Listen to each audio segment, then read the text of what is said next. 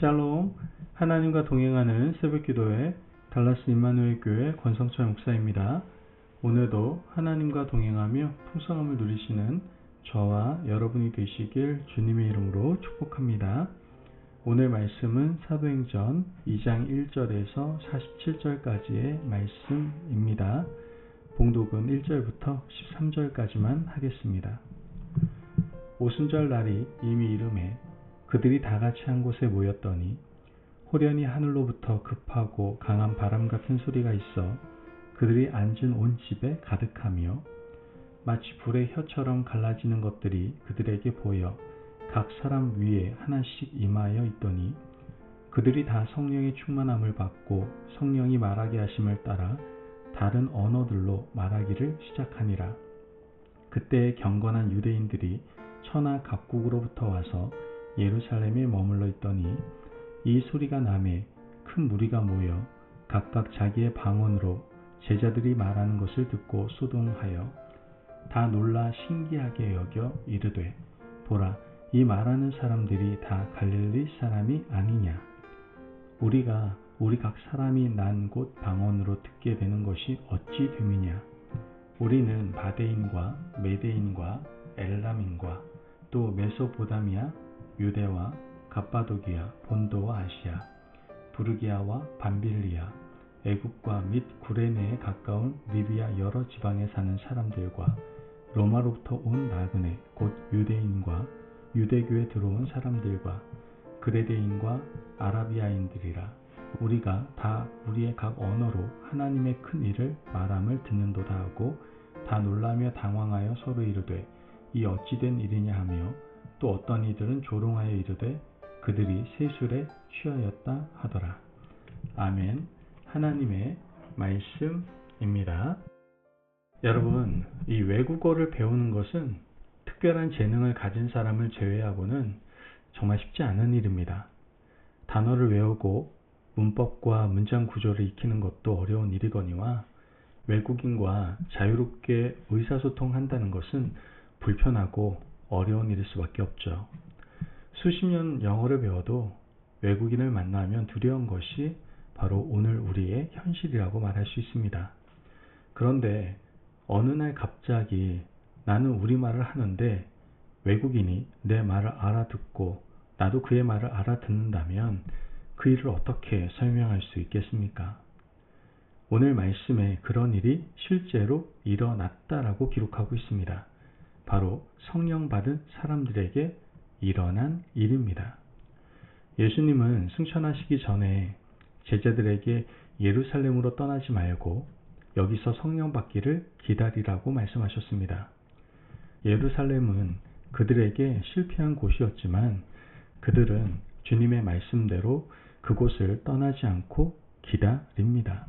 기도하며 돌박 같은 마음을 기경하며 기다렸던 것이죠. 드디어 그들에게 성령께서 임하십니다. 3절 말씀을 보면 마치 불의 혀처럼 갈라지는 것들이 그들에게 보여 각 사람 위에 하나씩 임하여 있더니 성령께서 이렇게 임하고 난 후에 그들에게 놀라운 변화가 생겼습니다. 4절 말씀을 보면 그들이 다 성령의 충만함을 받고 성령이 말하게 하심을 따라 다른 언어들로 말하기를 시작하니라. 마가의 다락방에 모인 120명의 성도들은 외국어를 배운 적이 없습니다. 갈릴리에서 어부로 살았고 예수님을 따라다니면서 주의 말씀을 듣기만 했던 사람들이었죠. 그런데 그들이 각기 다른 외국어로 말하는 일이 일어난 겁니다. 방언의 역사가 시작된 것이죠. 그뿐만이 아닙니다. 이들은 다른 나라 사람들이 말하는 것도 알아듣게 되었습니다. 8절 말씀을 보면 우리가 우리 각 사람이 난 곳 방언으로 듣게 되는 것이 어찌 됨이냐. 당시 오순절을 지키기 위해서 흩어져 살던 디아스포라 유대인들이 그곳에 모였습니다. 당시 그곳에 모인 사람들의 출신 지역을 이렇게 설명하고 있죠.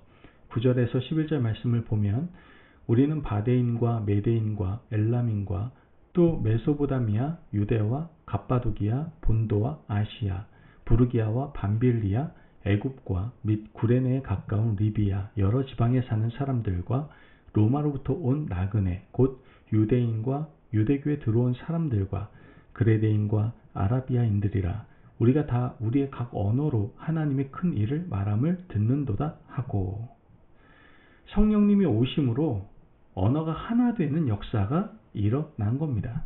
우리는 이 사건을 보면서 하나였던 언어가 혼잡하게 된 사건을 떠올리게 됩니다. 창세기 11장에 보면 인간이 바벨탑을 쌓는 사건이 나오죠. 사람들은 시나이 평지에서 바벨탑을 쌓습니다. 그들이 바벨탑을 쌓은 이유가 하나님을 굉장히 불편하게 했죠. 창세기 11장 4절 말씀을 보면 또 말하되 자 성읍과 탑을 건설하여 그 탑 꼭대기를 하늘에 닿게 하여 우리 이름을 내고 온 지면에 흩어짐을 면하자 하였더니, 하나님께서는 노아 홍수 이후에 노아와 가족들에게 온 지면에 흩어져서 땅에 충만하게 거하라고 말씀하셨음에도 불구하고 그들은 온 땅으로 흩어지는 것을 원치 않았습니다. 탑을 높이 쌓아서 하늘 꼭대기까지 오르게 하고 그들의 이름을 높이기를 원했던 것이죠. 그들은 교만을 드러낸 겁니다. 하나님은 인간의 교만을 가장 싫어하십니다. 하나님은 인간의 탑을 쌓는 곳에 신이 내려오셨습니다. 그들이 교만한 마음으로 탑을 쌓는 것을 멈추기 위하여 어떻게 하셨습니까? 언어를 혼잡하게 하셨죠. 공사 중에 언어가 혼잡하게 되니까 더 이상 공사를 진행할 수가 없었던 겁니다. 그때부터 인간은 흩어지기 시작했고 비슷한 언어를 사용하는 사람들끼리 모여 살기 시작했던 겁니다. 창세기 11장에서 혼잡하게 된 언어가 사도행전 2장에 와서 하나 되는 역사가 이루어진 겁니다. 언어가 혼잡하게 된 이유는 무엇입니까? 인간의 교만 때문이었습니다. 하나님에게까지 도달하려는 인간의 교만, 하나님의 말씀을 어기고 온 지면의 흩어짐을 면하고자 하는 인간의 교만 때문에 언어가 혼잡하게 되었던 것이죠. 지금 제자들은 성령을 기다리면서 기도하기 시작했습니다.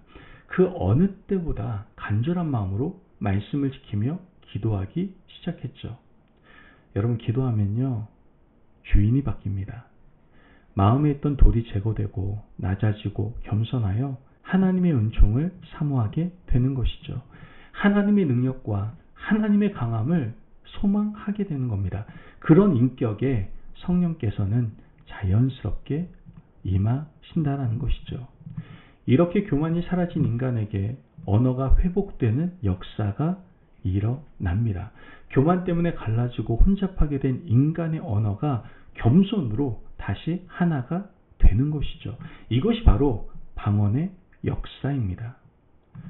여러분, 오늘 우리는 같은 언어를 사용하면서도 소통하지 못하는 소통 부재의 시대를 살고 있습니다. 우리나라 말을 사용하고 있음에도 불구하고 대화가 되지 않는 일이 사회 곳곳에서 일어난다라는 것이죠. 우리는 성령의 은혜를 받아서 방언을 하면서도 교회 공동체에서 소통하지 못합니다. 진정한 방언을 받지 못한 겁니다. 서로 상대방의 마음을 이해하지 못하고 받아주지 못해서 오해하는 일이 얼마나 많습니까? 사회도 그렇습니다. 정치인들은 같은 나라 말을 쓰는데도 서로를 이해하지 못합니다. 각자 자기 진영 논리를 가지고 다투기에 급급하죠. 왜 이런 일이 일어나겠습니까? 바로 교만 때문이다라는 것이죠. 여러분, 같은 나라 말을 쓴다고 다 알아듣는 것이 아니다라는 겁니다. 지금은 진정한 방언이 필요한 때입니다. 교만하지 않고 겸손하게 눈높이를 낮추고 귀를 열고 마음을 열어서 진정으로 성령 충만하여 성령 받은 사람으로서 상대의 말을 듣고 이해하는 자세가 필요한 때다라는 것이죠. 교회 공동체에서 방언 받은 사람들 많습니다. 하지만 방언을 말한다고 해서 그들이 진정 겸손한 사람이라고 말할 수는 없습니다. 진실로 겸손한 사람은 누구의 말도 알아듣습니다. 심지어 외국인의 말조차도 이해하고 들을 수 있다는 것이죠.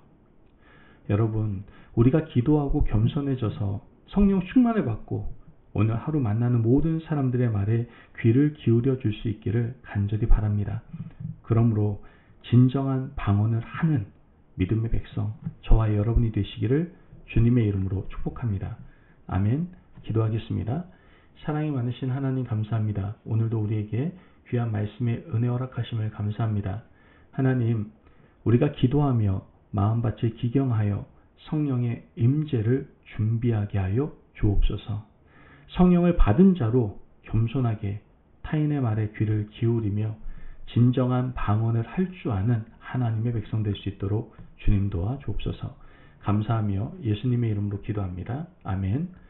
오늘도 하나님과 동행하며 풍성함을 누리시는 저와 여러분이 되시길 주님의 이름으로 축복합니다. 여러분, 언제나 우리를 사랑하시는 아버지의 사랑에 기대어 타인의 말에도 귀를 열고 마음을 다하여 들으시기를 바랍니다. 그러므로 진정한 방언을 할 수 있는 오늘 하루 삶을 살아가시기를 바랍니다. 말씀 안에서 승리하십시오.